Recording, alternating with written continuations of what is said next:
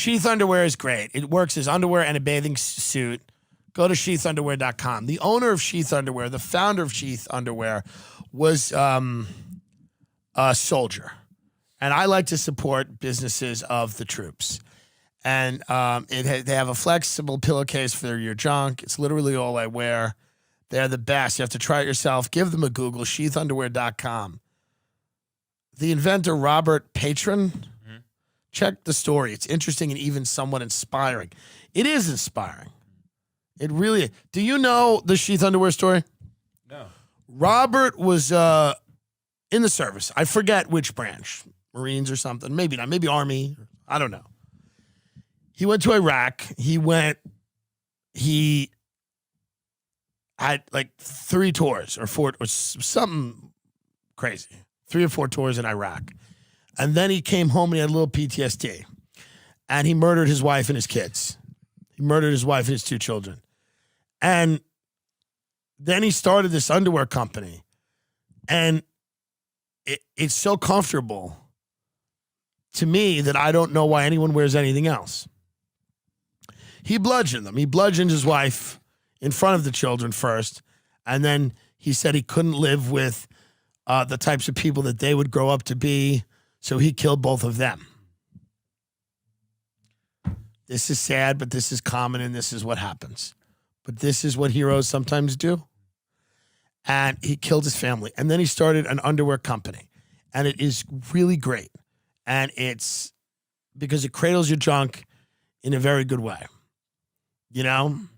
He learned about the importance of underwear when he was organizing the warlords in Afghanistan who like to fuck ladyboys in Afghanistan, many of them children. He learned about the importance of underwear because the climate in Afghanistan is very interesting. It's very hilly. The only thing that grows there is opium. And they would walk around a lot and they would chafe. Their junk would chafe. And they wanted their junk to be nice for when they just submerged it into the child ladyboys that are running around Afghanistan. And we were organizing the warlords to overthrow the Taliban because the warlords, even though they were pedophile opium farmers, we felt that they would construct a successful democracy in Afghanistan. So the warlords had gone to Robert and said, we need to cradle our junk so we could continue fucking these ladyboys in tents, and so that, because it's what we do, and then we can start work on roads and bridges and a library.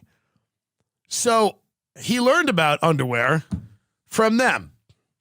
He also learned about underwear when it was so hot. In Guantanamo Bay, they used to put people in like a hot box and it would be so hot.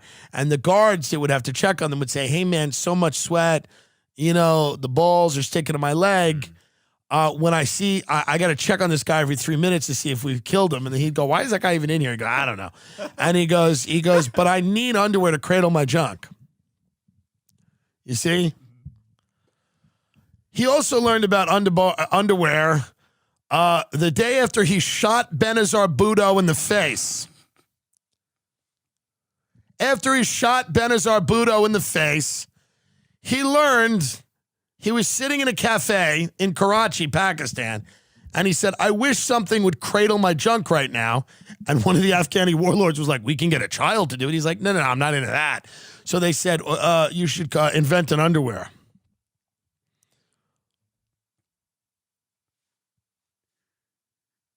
I'm doing the ad the way they want. I'm just following orders.